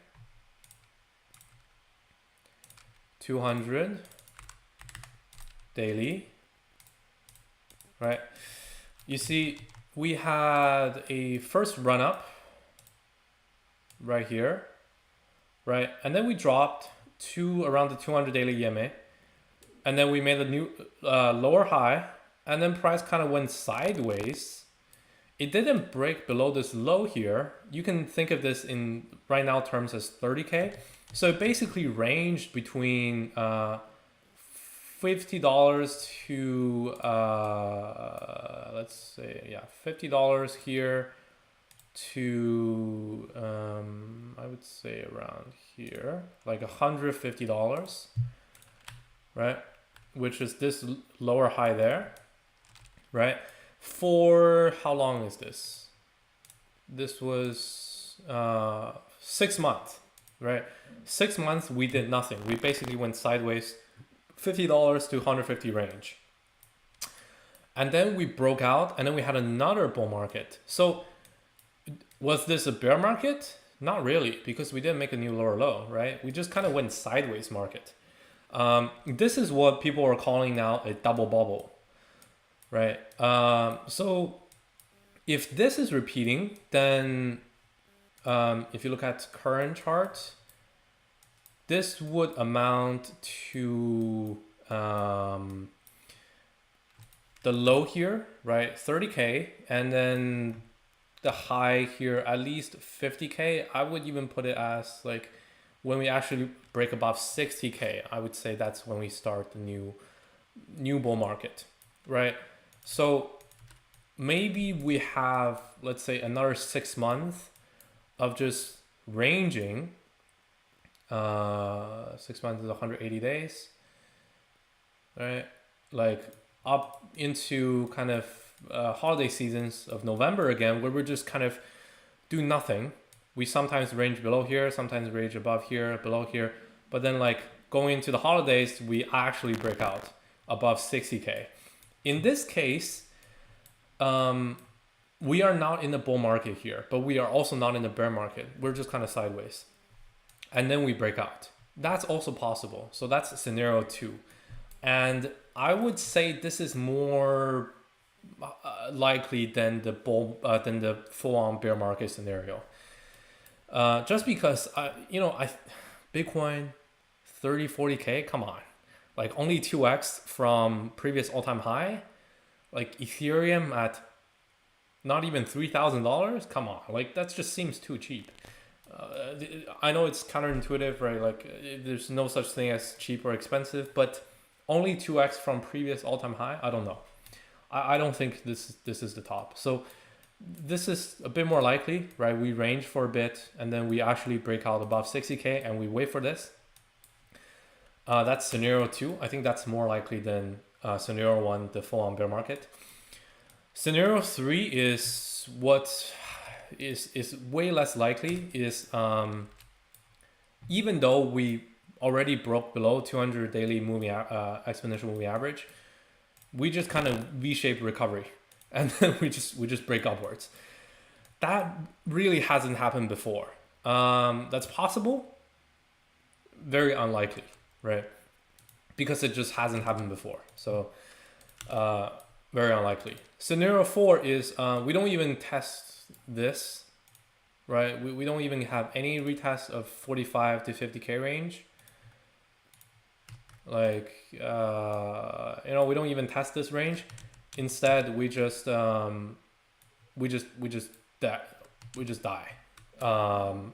Like only down, like that. That's also very unlikely, because it also hasn't happened before. Usually, after we see a huge dump like this, we will see some more of a recovery relief bounce, and then we'll see what happens next, whether we dump or we break above, right? So I think the two most likely scenario is we see a recovery, and then if we're in a bear market, we get rejected, or we see a recovery, and if we're not in a bear market, then we either like consolidate a bit and break upwards. That's the two highest probability, according to what has happened before. The two very unlikely probabilities are just kind of straight up, which hasn't happened before, or just kind of we don't even do anything, we just straight down. Also hasn't happened before. So that's kind of what I'm looking at right now, according to what's already happened before in the previous cycles. Yeah, and that's why, you know, I'm still counting on us to recover to the 45 to 50k range, because 3 of the 4 scenarios have this potentially playing out, right? A relief bounce into bear market, right? Scenario 1, or scenario 2, a relief bounce into a bull market, or scenario 3, straight up, right? All 3 of these scenarios have the relief bounce kind of in play here to the 44, 45k range. That's why, you know, I think we should be able to count on that happening. Yeah. Cool. Deliciously Edible asked a very important question, actually. Sideways meaning alt season. Now, I made this mistake in last summer, right? When I thought, okay, if we are going sideways, we must be in alt season, right? Because typically when Bitcoin consolidates, we go into alt season. But that's not always true. We consolidate, when Bitcoin consolidates, we go into an alt season only when Bitcoin is doing a bullish consolidation, not a bearish consolidation. What does that mean, right? So let me just put on the Bitcoin dominance chart here as an overlay, and you can see. And I'll scale this. I'll pin this to the left scale, you see. So, so Bitcoin dominance going down means we're in a alt season, right? So last April, right, was when Bitcoin first crashed after this pandemic happened, right? And then it recovered, and then it was going sideways, right? This is a bullish consolidation.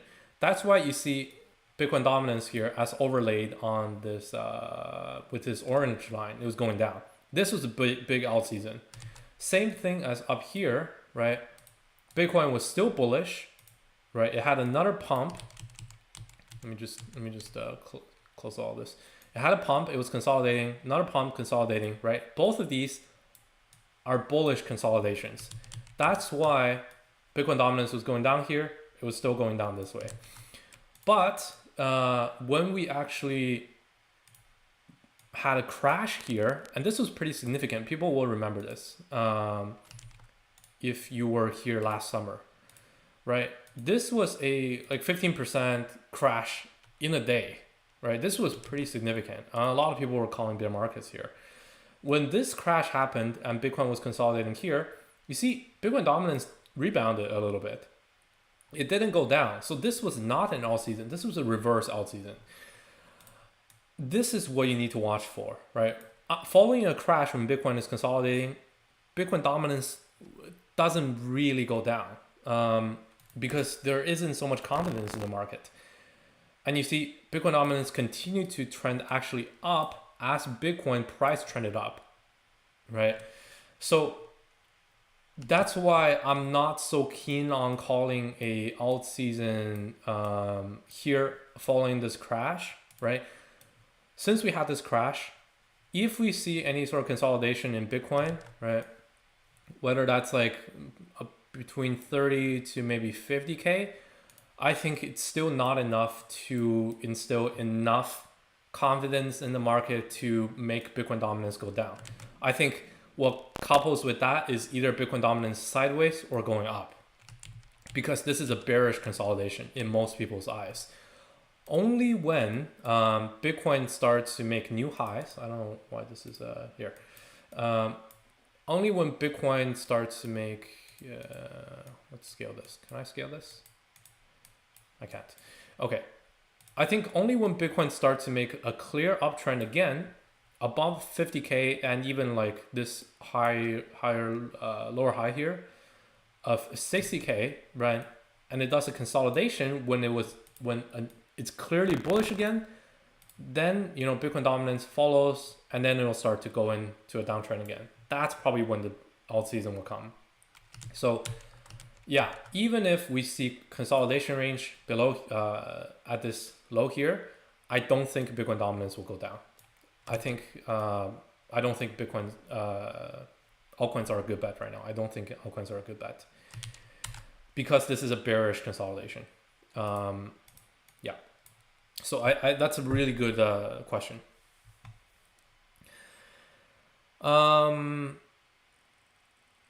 Yeah, I think that's about all of the energy I have for today to answer questions. I think we've dragged this on for 2 hours now, this call. Yeah, I'll try to fix the for the TikTok audience. Sorry that you can't see the screencast like what happened what we had last week. The service provider Lula TV is actually down because TikTok has changed their API a bit. So I'm still waiting on them to bring that back up. And if anyone knows how I can enable the TikTok RTIP stream to work on my TikTok account, please reach out to me or join the Discord. And I would love to offer screen share again for TikTok. But until then, you guys will just have to bear with me. You know, it's not possible. So the sound and screen share will be very poor. But aside from that, thanks for joining us in the stream for the BaconDAO updates. We do this every Sunday. Yeah, I've been rambling on, but hopefully this was useful. I think I picked some really good long-term views on the market type of questions to answer, right? When it comes to Bitcoin, what's really driving the market, how to analyze Bitcoin dominance. Is this going to be a new alt season if Bitcoin consolidates? Right, so really what you need to watch for. I hope that was useful for the most amount of people.